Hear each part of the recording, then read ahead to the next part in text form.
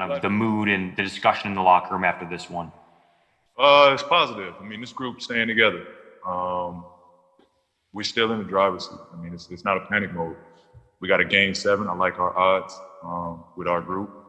We put ourselves in this position, and it's on us to get ourselves out of it. But it just comes down to what we do on game 7.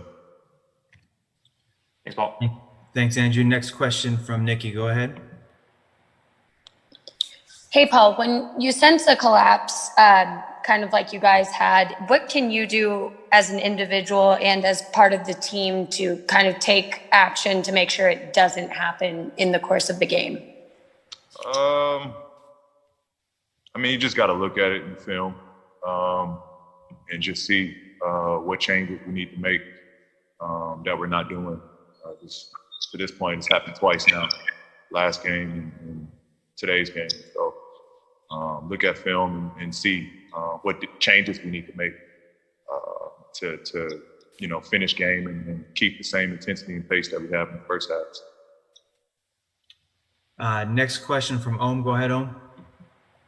PG, you were just talking about schematically and strategically maybe what you guys can do to kind of prevent what's happened the last 2 games. Mentally for the whole team, is there something that's been happening that's been a common thing in these last 2 games as these leads are slipping away? No. It's nothing that it's nothing that's within our team. They're just coming out and give them credit. I mean, that's what they have to do. They have to fight to get back in the games, and they're doing it. They're not quitting. It's on us to put the games away more than anything. It's their job to continue to keep fighting, and they're doing it. So it's on us to just put these games away. Tomer, go ahead. Hey, Paul, after game 4, you said that you guys really wanted to put them away, not give them any life. This is going to be Denver's 4th straight game 7, 2 of which they've won.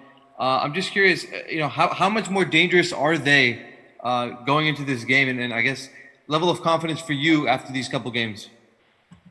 I mean, it's not that we don't respect them. We respect the opponent. They got this far for a reason. They've been together for a while, so they're a connected group. So I mean, they've been here. Like you said, they've been a part of a lot of game 7s. And this team, they fought. They've been fighting all year. They've been fighting for a while together. This group's been together.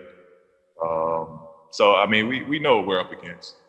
Again, we have the utmost respect for them as opponents. But, I like our chances. I like our odds. I like what we have. Again, it's on us to finish this out.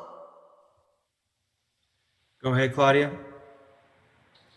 Paul, Denver had great defense, especially Gary Harris. How difficult was this to deal with? I mean, they play a great team defense from a standpoint. They help. They load the paint. They help each other, and they play with their hands. They rely on each other. They help each other out. They got each other back defensively. They're constantly in rotation and scrambling around. It's more so their team defense. PG, next question will come from Dan with you in Orlando.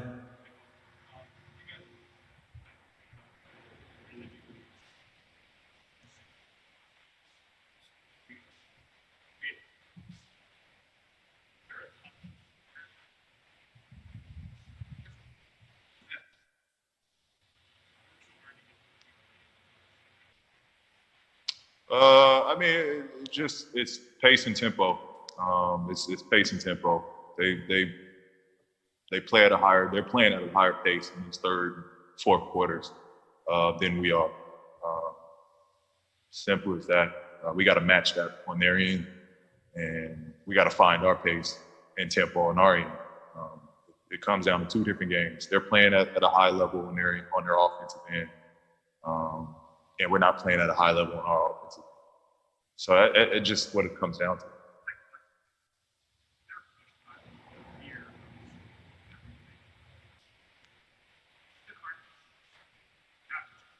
No. I mean, it's elimination. You know, we understand that we're trying to put them away. It's no tricks. You know, it's a battle. And like I said, we just got to go back to the film and see what we're doing. Why aren't we matching it? I think that's the only question that needs to be answered. Why aren't we matching it? Next question from Miriam. Go ahead. Hey, Paul. Obviously, Denver is showing a lot of fight and keep fighting back in all these elimination games. Is that even more impressive considering that the environment you guys are in, that they could potentially like go home to their families? And then also just sort of this bubble environment, does it, when things start going sort of the wrong way, does that sort of intensify that at all? Does it make this even more difficult for you guys? You know, at this point, I'm not sure. I will say anything can happen here. But, you know, at this point, I'm not sure. You know, I'm not even going to put nothing on it's the bubble or it's not the bubble. Fact of the matter is they're fighting and they're keeping their season alive. And I think to this point, we've allowed them to do that. That's it, Paul. Thank you. Appreciate it.